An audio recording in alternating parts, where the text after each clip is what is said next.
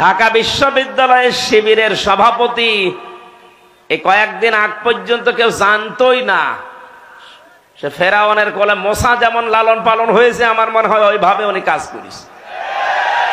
তারে তো এদেশের প্রতিটি জনগণের অন্তত সংবর্ধনা দেওয়ার দরকার ছিল এই কৌশল অবলম্বন করার কারণে।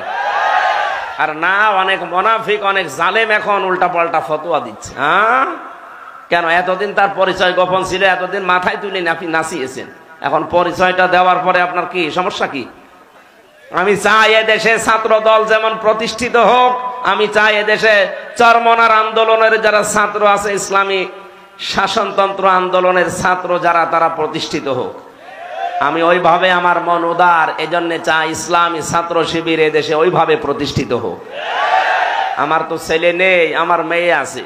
আমি চাই আমার মেয়েদেরকে মানুষের মতো মানুষ করার জন্য একটা সংগঠনের দেশে আমার মন মতো আছে, আমি ধাঁচে ধাঁচে পরীক্ষিত, সেটা ইসলামী ছাত্রী সংস্থা।